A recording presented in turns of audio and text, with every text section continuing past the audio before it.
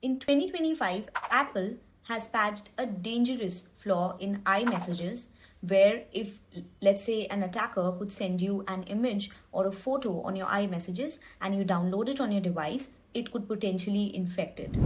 The culprit, you ask, is Paragon Graphite. Paragon Graphite is basically a spyware which is sold to government organizations. Now, this spyware is basically a malicious program which, when interacts with your systems or your mobile phones, it infects them and is able to carry out the tasks which the attacker wants to carry out. And in this case, Paragon Graphite was used to spy upon journalists. It grabs your photos, videos, your location data, and even listens in.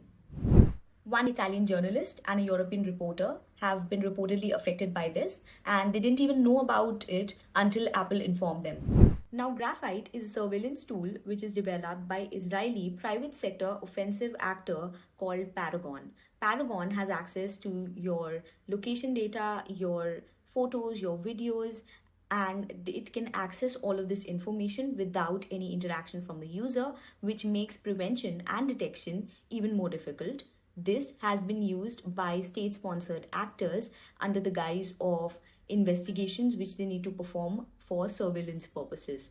And in the same scenario, Italian journalists named Ciro Pellegrino and one unnamed but really popular European journalist were being sent these iMessages from the same Apple account named Attacker1, which means that the same account of Paragon might have been used to target both of these. And now their location data, their photos and videos have been captured by this spyware. Now, Paragon says that Italy misused their spyware, whereas Italy says that they used it legally. No accountability, and the truth is still murky. So Apple now sends a spyware alert, but even they admit that not all the attacks are caught.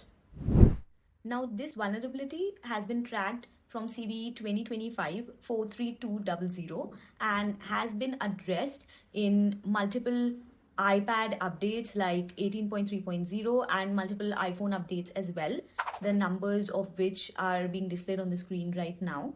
So you can check whether you're on these versions or not. And this was addressed by Apple on February 20, 2025. Spyware is spreading faster than we can imagine.